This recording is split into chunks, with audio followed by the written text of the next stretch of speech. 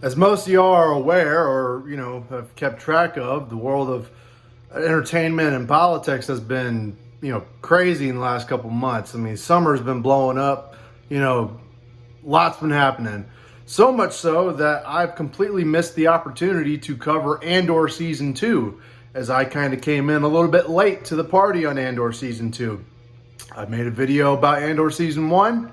So this is sort of my review kind of Andor season 2. Generally speaking, I liked it. Probably one of the best things that Disney Star Wars has pretty much ever made.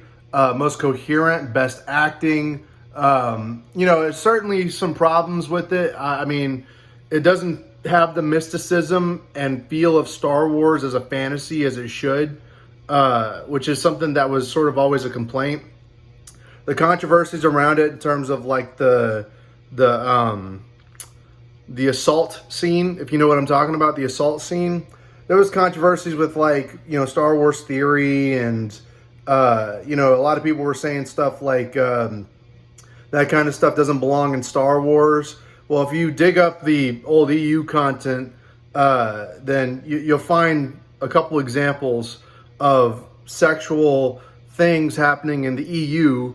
So it's not to say that Star Wars is without it. I mean, obviously you need it to reproduce and make a population. How Luke and Leia were born, it had to happen, but explicitly showing it in, media like Andor, live action movies, TV, on a streaming service like Disney Plus is pretty unacceptable. It's pretty disgusting. And don't get me wrong, it's not like there was huge action taken in the show. It's not like the dude was, clapping cheeks on the girl and getting to it like it's The Boys or something. But it was the implication, it was the language that sort of, I get why people were passionate about it, and I can understand. Personally, I don't even care anymore. That is nothing compared to the actual, I'm just going to use the word rape, of Luke Skywalker and Obi-Wan Kenobi in The Last Jedi and the Disney Plus show, respectively. Just saying, watching the continuity in canon and lore and legacy of George Lucas be completely molested, that tops this one scene to me.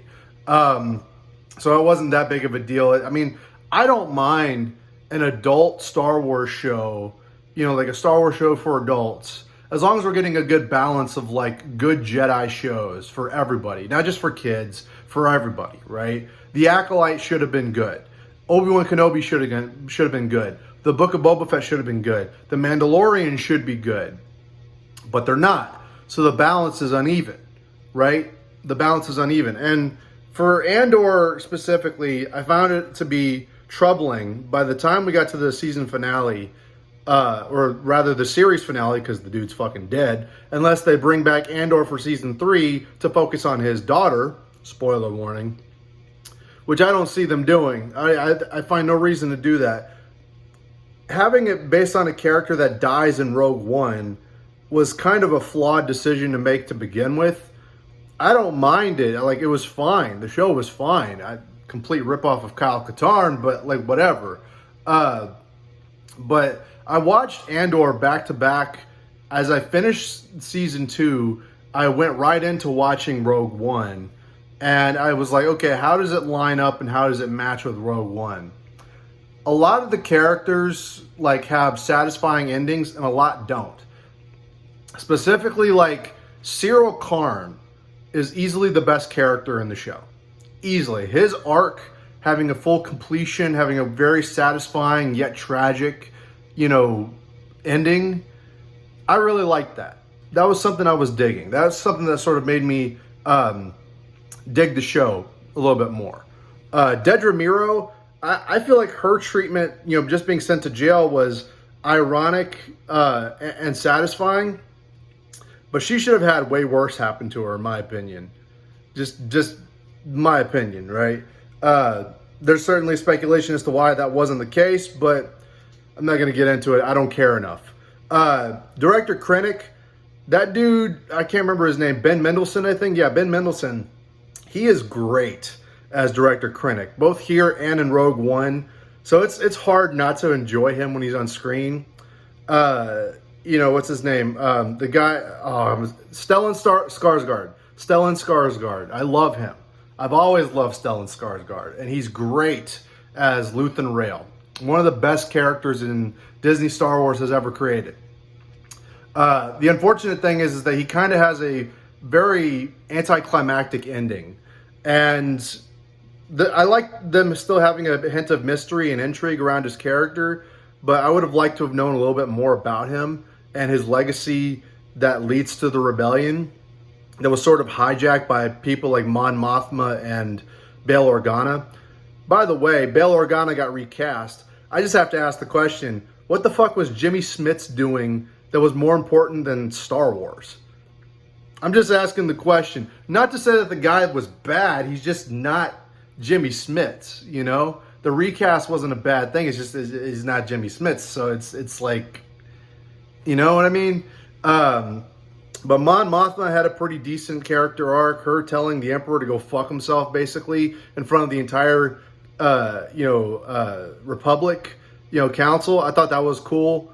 Andor himself, like, I have such a hard time getting invested in his character, whether it's in his own show or if it's in Rogue One. He's fine. Diego Luna's fine. I wish him and like all the actors would shut up about Trump though, because that's all they can seem to fucking talk about. But he's fine in the show. I just found it weird. Like, there is a good consistency between Andor Season 2 and Rogue One when you watch them back to back. But like, it's just like, by the end of it, I was like, okay, so I know what happens. This doesn't feel like it's a complete show, right? I don't feel satisfied by the ending because I know what happens in Rogue One. I have to watch Rogue One where they tag on Jyn Erso as a character, right? And that movie has not aged well. Rogue One has not aged well at all. You know, it's still got a lot of stupid moments in it. And it doesn't, Andor does not help Rogue One look better, right? It doesn't. Not in the same way that the Penguin makes the Batman look better, right? You know how the Penguin HBO show makes the new Matt Reeves Batman movie look a little bit better? Andor doesn't really do that for Rogue One, so it's a little bit anticlimactic.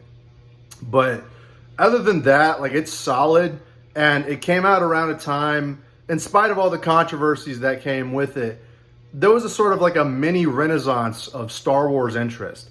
Mainly because Darth Vader made it to Fortnite, and that's where all the pop culture goes to die, basically. But that renaissance was, it was snuffed out just as fast as it arose, because Disney Star Wars is dead. There's nothing that's going to change that. Doesn't matter how good Andor is. Doesn't matter how good anything Disney produces is.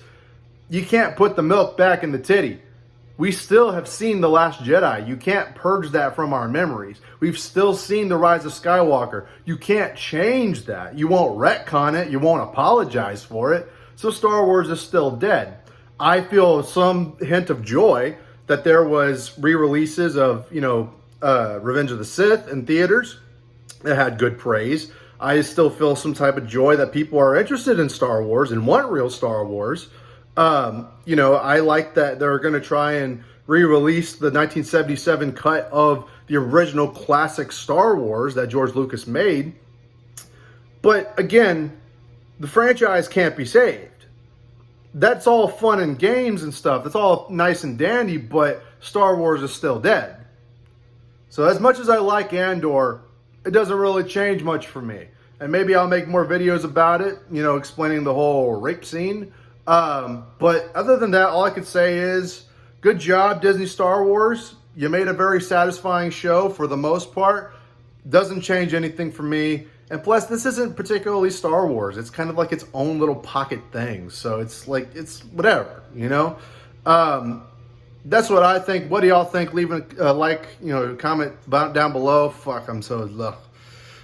Anyways, like, share, comment, subscribe. Don't smoke crack.